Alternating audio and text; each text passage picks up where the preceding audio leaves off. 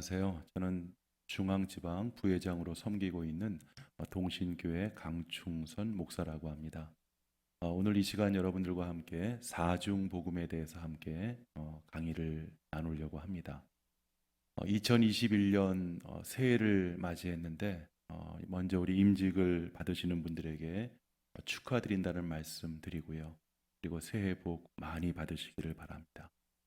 임직이라고 하는 것은 정말 두렵고 떨림으로 감당해야 될 십자가라고 생각을 합니다. 주님이 여러분들을 임직자로 부르셨고 또 그 소명 가운데 사명의 자리에 세우신 분명한 이유가 있어요. 그것은 다름 아닌 여러분들을 통해서 주님이 원하시고 바라시는 열매 맺는 삶을 살라고 하나님께서 여러분들을 불러 세우신 거지요. 자, 우리 요한복음 15장 16절 말씀을 우리 다 같이 한번 읽습니다. 시작. 너희가 나를 택한 것이 아니요 내가 너희를 택하여 세웠나니 이는 너희로 과실을 맺게 하고 또 너희 과실이 항상 있게 하여 내 이름으로 아버지께 무엇을 구하든지 다 받게 하려 함이라. 자, 그런 의미에서 오늘 여러분들과 함께 나누게 될 사중복음 강의가 굉장히 중요하다고 생각하는데요. 우리가 이 사중복음을 흔히 우리 교단의 전도 표제라고 이야기를 하잖아요. 여러분, 사중복음이 뭡니까? 중생, 성결, 신유, 재림. 자, 이것을 일컬어서 우리가 사중복음이라고 하고 우리 교단의 전도 표제이기도 합니다. 이 사중복음이라고 하는 것은요, 구원의 관점에서 봤을 때 굉장히 중요한 교리예요. 중생이라고 하는 거듭남을 통해서 구원의 확신을 갖게 되잖아요. 그런데 구원만 받은 걸로 끝나서는 안 되고 그 구원을 통해서 성결한 삶을 살아야 되고 뿐만 아니라 신유의 그 은혜를 통해서 우리 육체도 강건함 가운데, 그렇죠? 그러니까 영육혼 전인적인 구원을 통해 가지고요, 우리가 다시 오실 재림의 주를 대망함으로 말미암아 온전하고 영원한 구원의 자리에 이르게 되는 겁니다. 자, 그러게 사중복음이 경험되어지지 않고 또 우리들 삶 속에서 이루어지지 않는다고 한다면, 그렇죠, 주가 원하시는 삶을 살아갈 수가 없어요.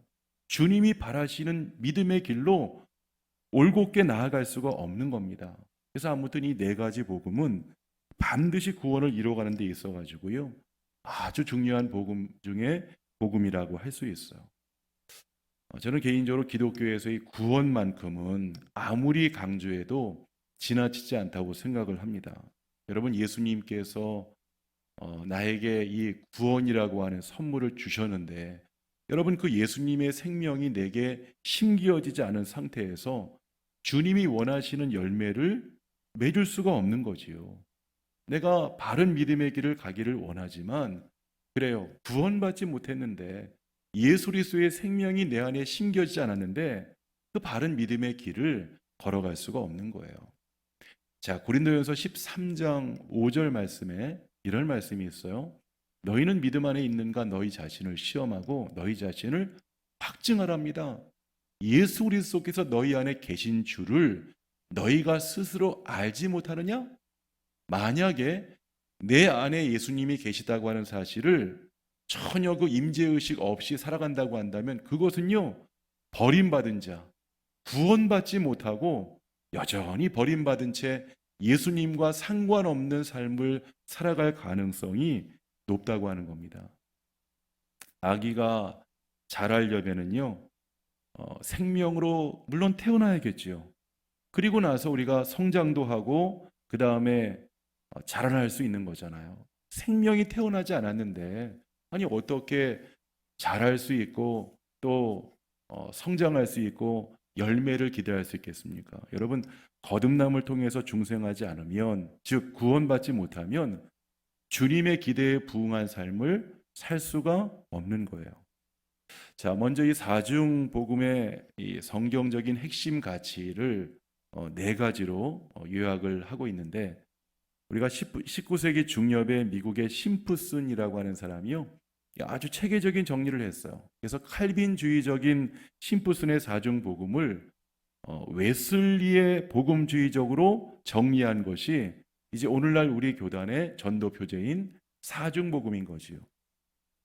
자, 칼빈주의라고 하면요, 아마 여러분들이 칼빈주의에 대해서 들어봤겠습니다만은 인간은 전적으로 타락하고 부패해서 선을 행할 능력이 이 인간에게는 없다는 거예요. 그래서 하나님의 무조건적인 선택에 의해 이 제한된 구속을 받았다고 하는 거지요. 그러니까 다른 말로 한다면 구원받기로 예정된 자가 있다고 하는 거예요. 그러니까 선택받은 자만 구원받는다고 하는 거지요. 여러분, 이 거부할 수 없는 하나님의 은총으로 선택받은 성도는요, 성도의 견인으로 말미암아 이 궁극적인 구원에 이르게 된다. 이게 칼빈주의인데, 자, 주님이 요한복음 10장에서 영생을 주신다고 하면서 거기에 그런 말씀하셨거든요. 그들의 그 영생을 내 손에서 빼앗을 자가 아무도 없느니라. 그렇게 말씀합니다. 자, 여기에 대해서 웨슬리가 뭐라고 얘기하는 거 아니? 이 칼빈의 예정론은 하나님의 공의에 어긋난다. 공의의 하나님이신 그 하나님의 공의에 어긋난다고 주장을 하면서 이 예정 교리는 하나님의 사랑에 맞지 않을 뿐만 아니라 만약에 예정된 것이 사실이라고 한다면 아마 여러분들도 그런 고민을 했을 거예요. 구원받을 자를 이미 다 하나님이 선택하셔서 이미 결정하셨다고 한다면 우리의 수고가 무슨 필요가 있겠어요? 우리가 아무리 전도해도 그렇죠. 선택받은 자만 구원받는데 유대인들의 경우는 전도하지 않잖아요. 유대인들은 왜요? 자기들만 유일하게 선택받은 선민, 하나님의 특별한 백성이라고 생각하기 때문에 유대인들은 전도하지 않습니다. 여러분, 앞으로 여러분들이 임직을 받으면 죽도록 충성하라 라고 하는 말씀과 같이요, 여러분들이 각자 맡은 바 자리에서 최선을 다해서 봉사하고 전도하고 섬기고 헌신하시면서 저는 여러분들이 열심으로 충성스러운 청지기로 하나님 앞에 최선을 다해 사명 감당하시기를 간절히 바랍니다. 여러분, 이처럼 인간의 구원은요, 하나님의 주도권을 가지고 시작되어지지만 그건 사실이에요. 만세전에 이미 택하셨다는 말씀이 있으니까 하나님이 주도적으로 구원받을 자를 부르셔서 찾아오셔서 우리로부터 이 구원이 시작되는 것은 사실이지만 그 선제 은총을 통해서 인간이 감당해야 될 몫이 있다는 거예요. 내가 구원받았으니까 난 이제 아무것도 할 필요가 없다. 구원받은 사람들이 그러잖아요. 아니, 구원받았는데 왜 또다시 너 지은 죄 때문에 회개하냐? 그렇게 회개하는 것 자체가 너 아직까지 구원받지 못한 증거야? 라고 우리에게 반문합니다. 여러분, 그게 아니고요. 우리가 믿습니다 라고만 해서는 안 되고요. 인간의 선택, 또 인간의 결정, 또 내가 어떻게 그 사명 가운데 행하는가? 이 실천적인 영역도 굉장히 중요하다고 하는 거예요. 자, 우리 첫 번째로 우리 중생에 대해서 다 같이 한번 살펴보려고 하는데요. 이 중생이라고 하는 말은 거듭 중자하고 날 생자가 합쳐진 단어예요. 이 사람의 타락하고 죄로 더럽혀진 영이 하나님께로부터 다시 새롭게 태어나는 것, 그게 바로 중생이죠. 여러분, 중생은 의롭다라고 인정받는 것이고요, 또한 하나님이 우리에게 주신 선물, 그 영생을 통해서 하나님의 자녀로 내가 다시 태어나는 거예요. 자, 고린도후서 5장 17절 말씀 가운데 그런즉 누구든지 그리스도 안에 있으면 새로운 피조물이라, 이전 것은 지나갔으니 보라 새 것이 되었도다. 자, 인간은 원래 하나님의 형상대로 지음을 받았잖아요. 그런데 죄를 범함으로 아담과 하와가 지은 원죄가 있고요, 또 우리 인간들이 태어나서 죽을 때까지 짓는 자범죄가 있지요. 이 원죄와 자범죄로 인하여서 타락한 결과 어떻게 됐어요? 하나님과의 관계 속에서 끊어지는 그 단절의 아픔이 있었잖아요. 우리는 이 땅에 태어나는 순간 본질상 진노의 자녀로 태어났습니다. 여러분, 그러기에 우리 인간은 태어날 때부터 누구나가 다 죄인으로 태어나는 거예요. 죄를 지어서 죄인이 아니고 죄인으로 태어났기 때문에 죄를 범하게 된다는 거지요. 굉장히 중요한 겁니다. 여러분, 사과나무가 아무리 열심히 가꾸고 땀 흘리고 수고하고 잘 돌봐줘도요, 사과나무는요 어떤 열매만 맺히죠? 사과라고 하는 열매만 맺히듯이 이 죄인은 아무리 내가 애를 쓰고 노력을 하고 발버둥을 쳐도요, 결국 인생 가운데서 맺히는 열매는 죄라고 하는 열매밖에는 맺히지 않는다는 거예요. 그래서 에베소서 2장 1절 말씀 가운데 보면은 허물과 죄로 죽었던 앞으로 죽을 것이다가 아니에요. 허물과 죄로 이미 죽은 우리를 살리셨다고 하는 거죠. 요한복음 3장에 보게 되면은 니고데모에 관한 이야기가 나오지 않습니까? 니고데모가 한 가지 궁금증을 가지고 예수님께 나와 물어요. 아니, 거듭나지 않으면 하나님의 나라를 볼 수 없다고 하는데 그 말씀이 도무지 이해가 되지 않는 거예요. 니고데모가 생각하기를, 그러면은 내가 어머니 뱃속에 다시 들어갔다가 그 모태로부터 다시 태어나야 되는가? 라고 잘못 그거를 오해를 하지요. 여러분, 니고데모는 바리새인이고 유대인의 지도자입니다. 누구보다 하나님을 잘 알고 있던 자 중에 하나예요. 자, 그런데 그 마음 한구석에는 영적인 갈급함이 있어요. 뭔가 그 영적 그 지도자로서 영 그 마음 한구석에는요, 횡한 구석이 있는 거예요. 이 천국에 대한, 죽음에 대한 두려움도 있고요. 그리고 영생을 누린다고 하는데 그 영생에 대해서 과연 이 영생의 세계가 어떠한 세계인지 궁금하기도 하고, 자, 그런 곤고함을 주님께서 보시고는 거듭나야지만 하나님 나라를 볼 수 있다라고 말씀하고 계신 거지요. 자, 주님께서 거듭남의 방법을 요한복음 3장 5절 말씀에서 이렇게 말씀합니다. 사람이 물과 성령으로 나지 아니하면, 한번 따라서 합니다. 물과 성령으로, 물과 성령으로 나지 아니하면 하나님 나라에 들어갈 수 없다. 여기서 물을 우리가 흔히 말씀으로 해석을 하거든요. 우리가 베드로전서 1장 23절 말씀에 보면 너희가 거듭난 것이 썩어질 씨로 된 것이 아니요 하나님의 살아있고 항상 있는 뭐로? 말씀으로 되었느니라. 자, 물은 그래서 이 회개의 의미가 이 속에 담겨져 있어요. 그렇지요? 회개함이 없는 구원, 내가 죄를 씻어버리는 죄사함 없이요 거듭난다고 하는 것은 이거는 있을 수 없는, 회개하지 않고는 거듭날 수 없고요, 거듭나지 않은 자는 하나님의 나라 천국에 들어갈 수 없다는 거예요. 그러기에 물을 하나님의 말씀과 회개의 눈물로 해석하는 것이 복음주의적인 그 관점이라고 할 수 있는데, 해석이라고 할 수 있는데, 이 거듭나는 은혜는 하나님의 말씀을 듣고, 그렇지요? 전 여러분들 듣는 복된 귀가 열려지기를 간절히 바라고요. 그 다음에는 들었으면 깨달음 가운데 회개하는, 돌이키는 그러한 역사가 일어나야 되는 거예요.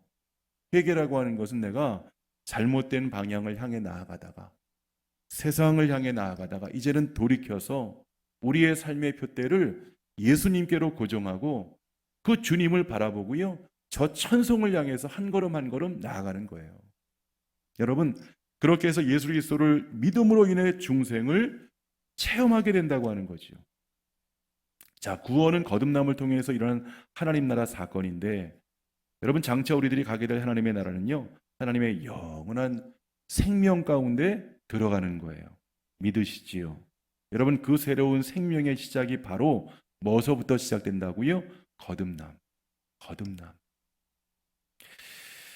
베드로가 성령 충만 가운데 거듭나니까 어떤 일이 벌어집니까? 그 전까지는 예수를 그렇게 막 호언장담하고 멋지게 신앙 고백까지 했음에도 불구하고 부인하고 저주까지 하잖아요. 멀쩡한 사람의 막 귀를 막 칼로 배 가지고는 떨어뜨리는 일이 벌어지지 않습니까? 그런데 거듭나고 나서 성령 충만, 그 120명의 문도들과 함께 성령의 충만함을 받고 그가 완전 거듭났을 적에 이제는 십자가 짊어지고 복음 전도자의 길을 걸어가서 결국은 순교자로 180도 완전히 변화된 삶을 살기 시작하는 거예요. 여러분, 이와 같은 거듭남의 은혜가 임직을 받으시는 여러분들 모두에게 부어지기를 간절히 축원합니다. 물 세례만 받으시면 안 되고요. 반드시 성령의 세례가 있어야 되고, 성령 세례로 그쳐서도 안 되고요. 성령의 충만함을 통해서 우리가 날마다 구원의 확신을 가지고, 여러분, 구원은 물론 이례적인 사건일 수 있지만 구원은 단 한 번에 완성되는 게 아니에요. 구원을 이루라. 성경은 그렇게 말씀합니다. 그러니까 구원받은 성도답게, 부르심받은 임직자답게 사명의 길을 끝까지 충성스럽게 달려갈 수 있어야 된다는 거예요. 자, 그 다음에 두 번째, 성결입니다. 성결. 자, 왜 중생한 것에 그치면 안 되고 성결의 은혜가 또 필요할까요? 우리가 중생했지만 여전히 이 우리 속에는요, 이 부패한 원죄가 남아 있어요. 이 죄의 본성이 남아 있다니까요. 이 죄의 뿌리에서부터 벗어날 수가 없는 거예요. 그러니까 우리가 구원받았지만 성령 충만함을 받아도요, 이게 넘어지고 쓰러지고 죄를 짓는 그러한 일들이 벌어지는 겁니다. 베드로가 가이사랴 빌립보에서 멋진 신앙 고백을 하죠. 주는 그리스도시요 살아계신 하나님의 아들이십니다. 야, 예수님께서 그 고백을 듣고 나서 이 베드로를 향해서 복이 있다라고 칭찬하실 정도로 멋진 고백을 한 거예요. 자, 이때는 베드로가 구원받은 것 같았는데, 그런데 그 이후에 베드로의 삶의 모습을 보면 여전히 실수하고 넘어져요. 아까도 말씀드린 것처럼 여종 앞에서 3번이나 예수를 부인하다 못해 저주까지 합니다. 응? 여러분, 그러던 베드로가 뭐를 받고 나서요? 성령 받고 나서. 여러분, 이 성결의 은혜 가운데 성령을 받아야, 성령의 충만함을 경험해야 내가 믿음의 길을 끝까지 완주할 수 있는 거예요. 그래서 이 베드로가 순교하는 자리에까지 나아가게 된 겁니다.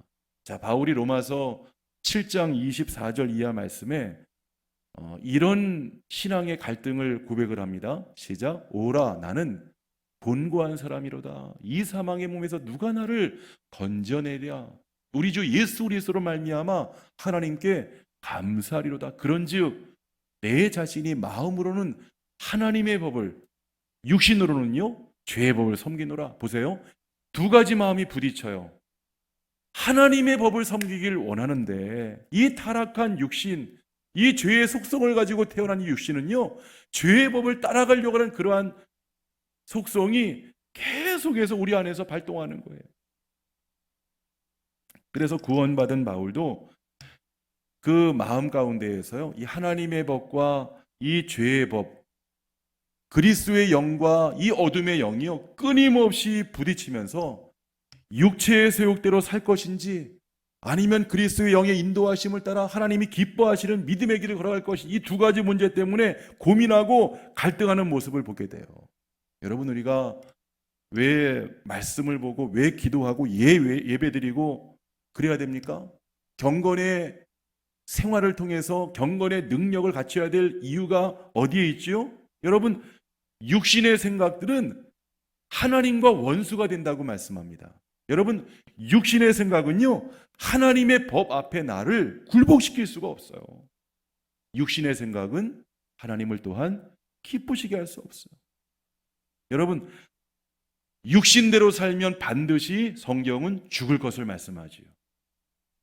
이명진 목사님이 이런 말씀하셨어요. 성결의 은혜를 받으려면 첫째, 중생하고, 둘째, 성결의 교리를 상고하고 이해하며, 셋째, 회개하고, 넷째, 헌신을 결단하고, 다섯째, 성령 세례를 위해 기도하고, 여섯째, 성령의 세례 즉 성결의 은혜를 받은 줄로 믿으라.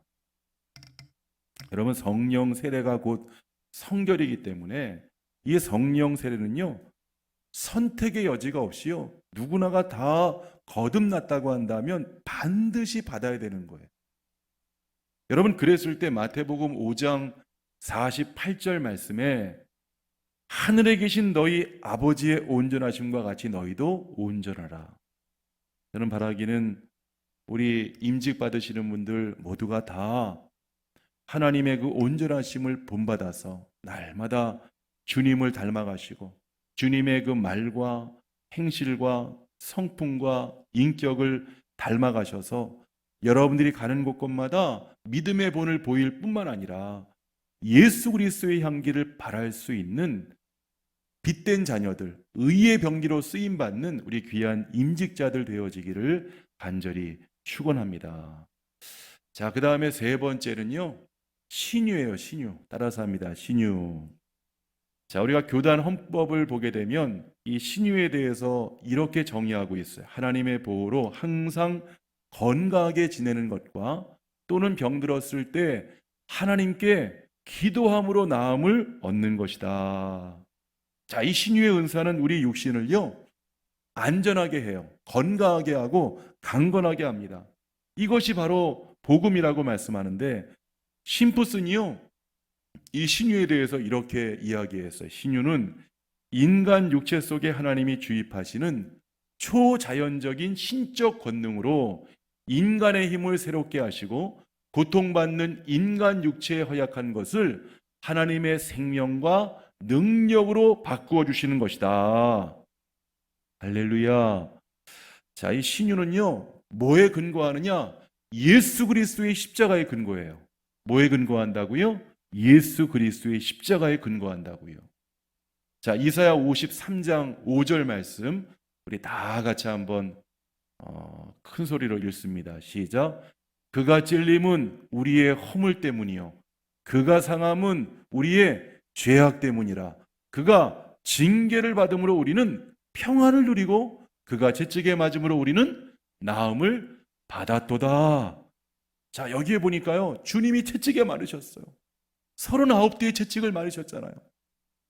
어느 의사가 그랬어요. 그 39대의 매 속에는 우리 인간이 당하는 이 육체의 질병, 질고가 다 포함되어 있다.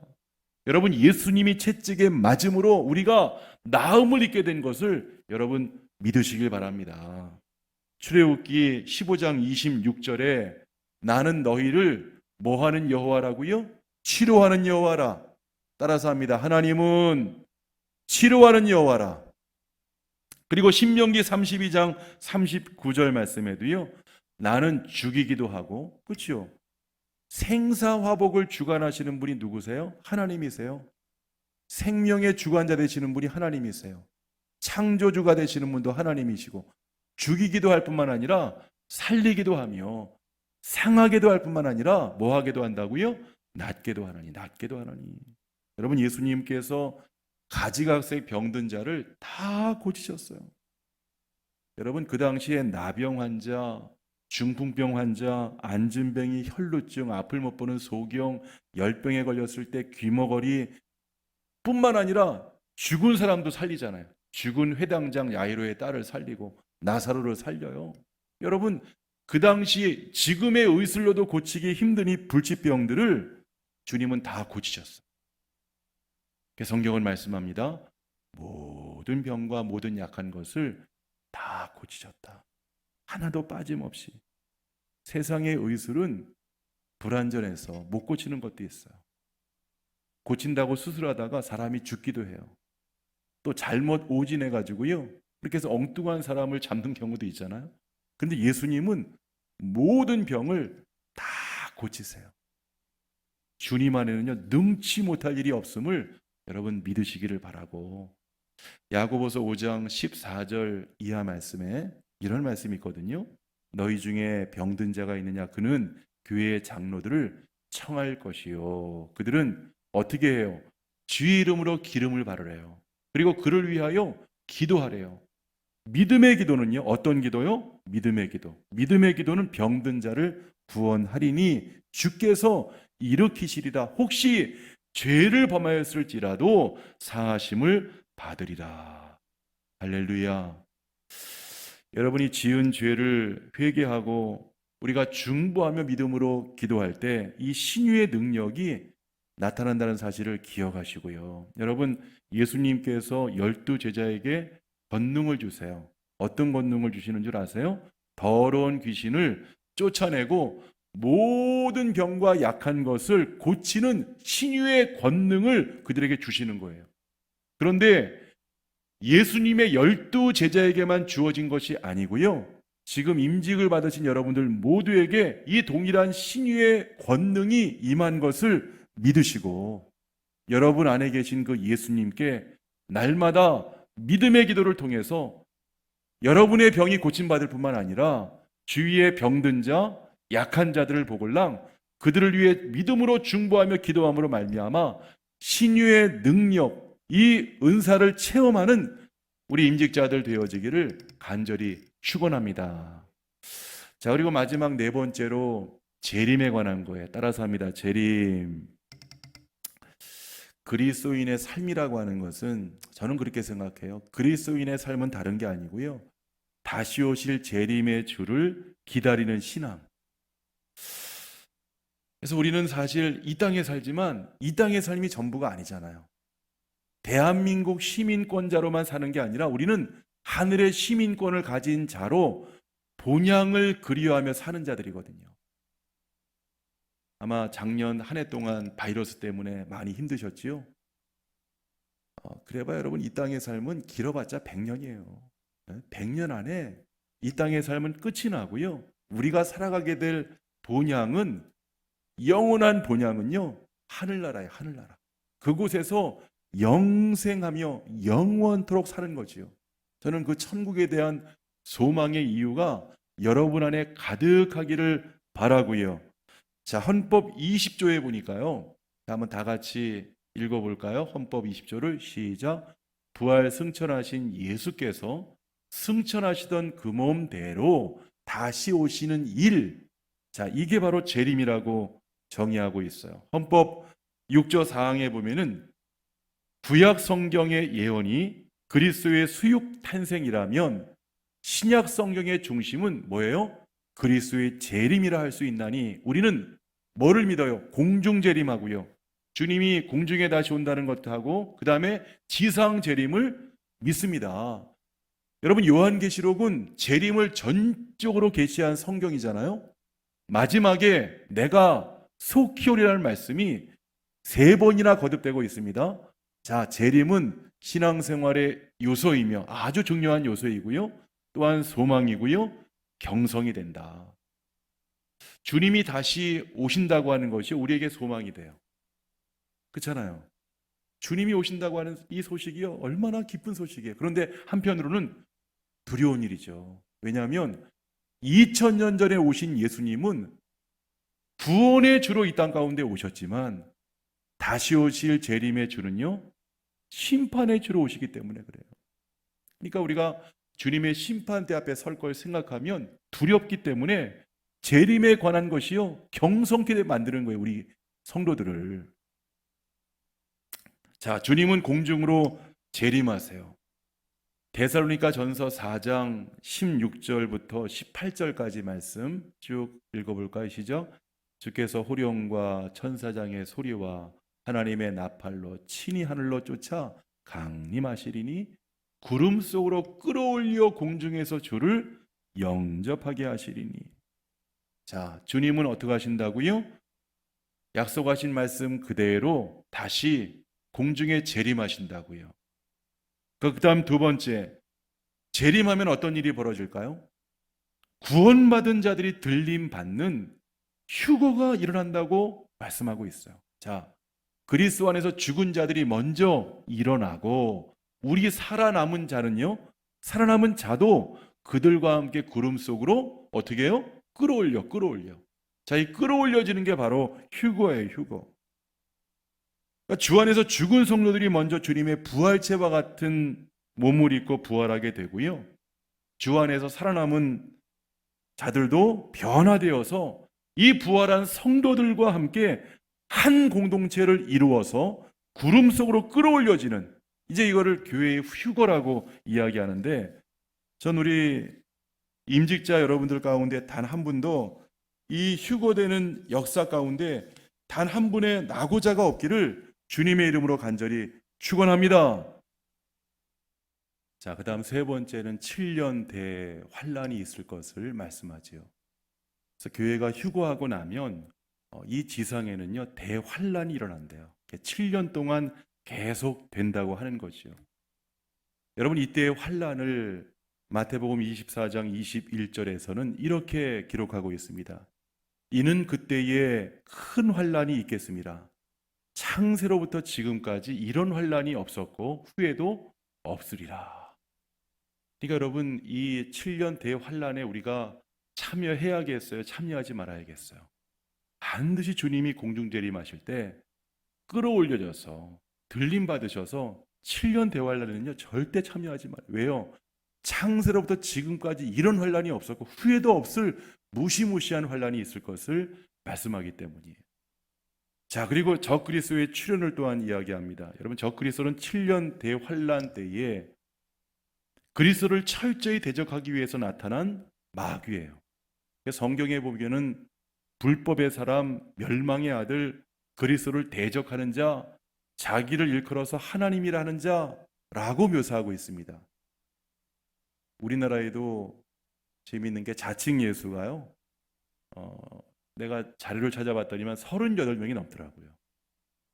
여러분, 이 마지막 때 우리의 신앙을 넘어뜨리기 위해서 미혹하는 사탄 마귀의 계략이 있지만 여기 여러분들 넘어가지 마시고 하나님의 전신갑주로 무장해서 승리하는 여러분들 되시기를 바랍니다. 그 다음 다섯 번째, 그리스도의 지상 재림이에요. 예수 그리스도는 공중에 휴거된 성도들과 공중에서 혼인잔치를 벌인 후에 성도들을 데리고 이 땅에 천년 왕국을 건설하기 위해서 지상에 강림하시는데, 자, 이걸 가리켜서 지상 재림이라고 이야기하는 겁니다. 자, 성도는 주님의 재림을 확신하고 우리가 신랑 되시는 예수님을 맞이할 준비된 신부로 등불의 기름을 준비하고 기다리되 이 믿음의 정절을 끝까지 지키는 그러한 우리가 되기를 바라고요. 데살로니가전서 5장 23절 말씀에 보면은 이런 말씀이 나와요. 평강의 하나님이 친히 너희로 온전히 거룩하게 하시고 또 너희 온 영과 온 몸이 우리 주 강림하실 때에 흠없이 보존되기를 원하노라. 여러분, 정신을 차리고 깨어서 기도하고 이단의 미혹을 조심하면서 신앙생활 하시기를 바랍니다. 헌법 제8조에 보게 되면은 이렇게 정의하고 있어요. 우리 다 같이 한번 마지막으로 읽습니다. 시작. 요한 웨슬리가 주장하던 성결의 교리를 그대로 전하려 사명하여서 본 교회는 중생, 성결, 신유, 재림의 사중 복음을 더욱 힘있게 전하여 모든 사람을 중생하게 하며 교인들을 성결한 신앙생활로 인도하며 주의 재림의 날에 티나 주름 잡힘 없이 영화로운 교회로 서게 하라는 것이다. 할렐루야. 여러분, 중생의 은혜를 경험한 성도는 성결의 은혜 가운데 거룩한 삶을 살게 되고요. 또한 신유의 은혜로 말미암아 건강한 삶을 살 뿐만 아니라 여러분, 사중 복음을 증거하는 자로 하나님 앞에 귀히 쓰임 받다가 주님이 재림하시는 그 날에 순결한 주님의 신부로 신랑 되신 주님 앞에 설 수 있기를 주님의 이름으로 간절히 축원합니다. 축원합니다. 자, 여러분들에게 2021년이라고 하는 귀한 시간이 주어졌습니다. 하나님이 우리에게 또다시 기회를 주신 거예요. 세월이 악하다고 성경을 말씀하잖아요.